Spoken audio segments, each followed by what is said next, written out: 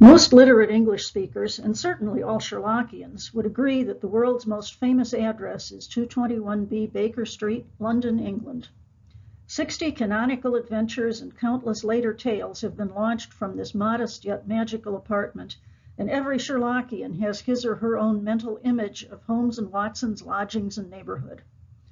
In his preface to the 1938 Complete Sherlock Holmes, Christopher Morley writes, "We read the stories again and again, perhaps most of all for the little introductory interiors which give a glimpse of 221B Baker Street." But what do we really know about this fabled street? In 1887, when 221B made its debut in A Study in Scarlet, Baker Street numbering only went to the 100s, so the address was completely fictitious, and it stayed that way until the 1930s. Did Doyle deliberately choose a non-existent address to avoid causing annoyance to residents of a real address who might have to fend off curious visitors looking for Mr. Holmes? Or did he simply pick a number out of the air and assign it to a major street in the neighborhood of Marylebone, a likely area for two gentlemen seeking respectable but affordable lodgings? It seems unlikely that he could have known at the time that Holmes would become so overwhelmingly popular as to send fans on a hunt for his domicile. Years later, in his autobiography published in 1924, Doyle simply says, "I do not think that I ever realized what a living, actual personality Holmes had become to the more guileless readers until I heard of the very pleasing story of the charabanc of French schoolboys who, when asked what they wanted to see first in London, replied unanimously that they wanted to see Mr. Holmes's lodging in Baker Street. Many have asked me which house it is, but that is a point which, for excellent reasons, I will not decide." Of course, Holmes did become popular, and determined readers soon tried to ferret out his true location. They got a big boost in 1903 in The Adventure of the Empty House.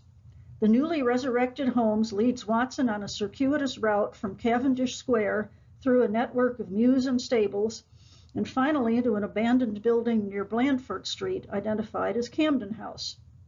The empty house turns out to be across the street from 221B, with a good view into Holmes's sitting room. There they await the attempt on Holmes's life by Colonel Sebastian Moran and his air gun.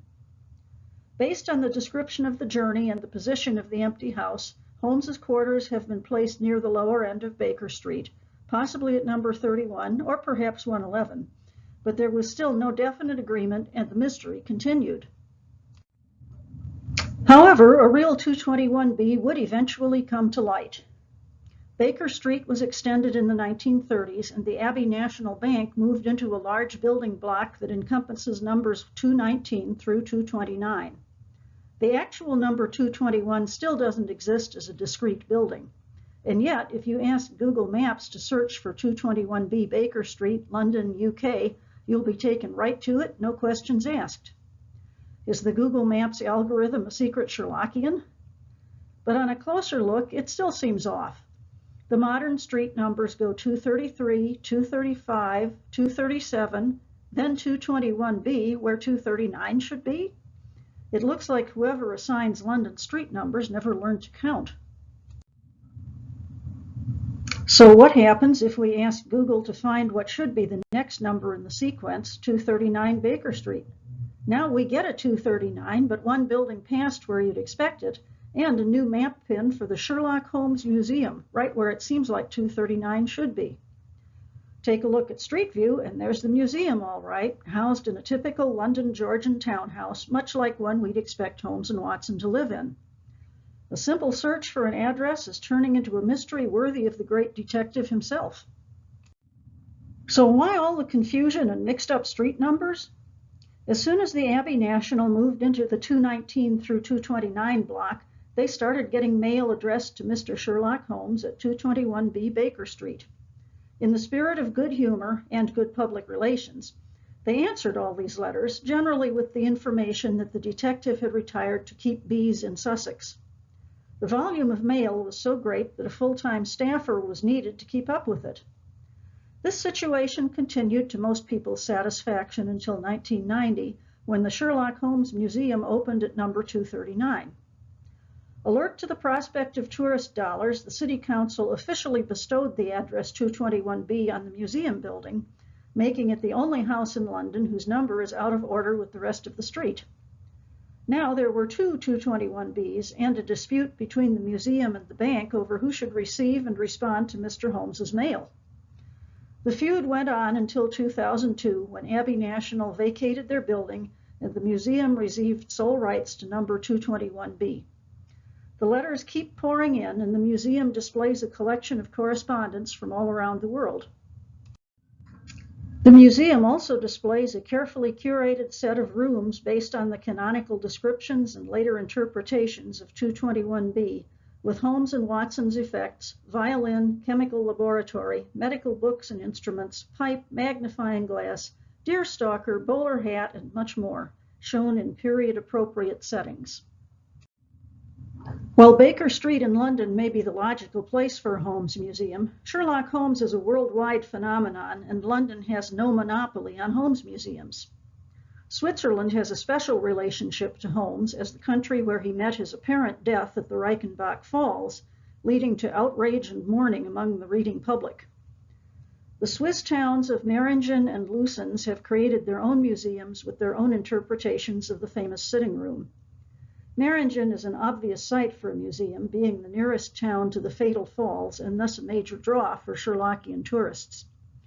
The Lucens Museum was founded by Sir Arthur Conan Doyle's son Adrian and includes a number of Sir Arthur's personal possessions and correspondence, along with the lovingly imagined apartment. Of course, every Sherlockian has his or her own mental image of the famous suite. Conan Doyle never gave us a single definitive description of the lodgings. When 221B first appears in A Study in Scarlet, it is simply a couple of comfortable bedrooms and a single large airy sitting room, cheerfully furnished and illuminated by two broad windows. But more tantalizing clues are scattered throughout the stories, and Sherlockians have delighted in tracking them down and creating their own interpretations of the famous apartments. One of the most intriguing sets of clues appears at the beginning of the Musgrave ritual, where Watson describes Holmes as a man who keeps his cigars in the coal scuttle, his tobacco in the toe end of a Persian slipper, and his unanswered correspondence transfixed by a jackknife into the very center of his wooden mantelpiece. Watson also mentions chemicals and criminal relics which had a way of wandering into unlikely positions and turning up in the butter dish. Most alarmingly, Holmes has done some indoor pistol practice, decorating the sitting room wall with a patriotic VR done in bullet pocks. Other little touches turn up elsewhere, like the gasogene first mentioned in A Scandal in Bohemia, and of course the famous dressing gown that was variously purple, blue, or mouse-colored. Given this wealth of material, it's no surprise that plenty of individual Sherlockians have also felt the urge to physically recreate the suite at 221B. Alan Mackler of Minnesota reproduced Holmes's sitting room in his own home, complete with violin, hat, drug syringe, and more. Upon his death, the room was dismantled and transferred piece by piece to the University of Minnesota, which also houses the world's largest collection of Holmes and Doyle ephemera.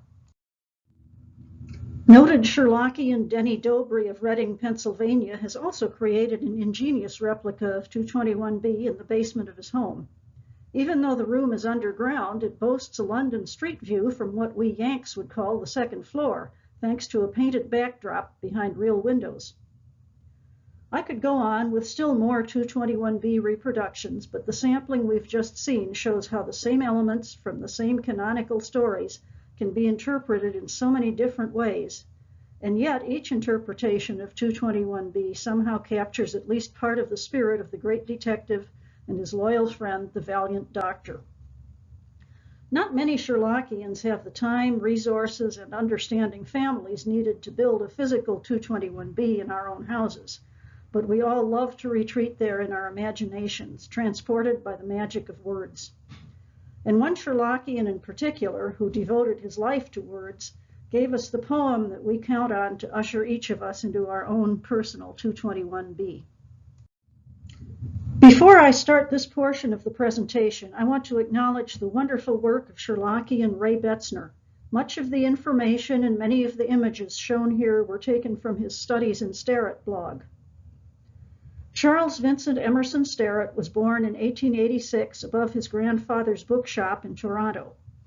A more fitting location cannot be imagined for a man who spent his life as a writer, critic, newspaperman, and book collector. His family moved to Chicago in 1889, and he spent the rest of his life there, becoming a key part of the city's literary scene. In addition to his newspaper work, he was a prolific writer in many genres, including mystery and supernatural fiction. His interest in Sherlock Holmes started early, as it does for so many of us.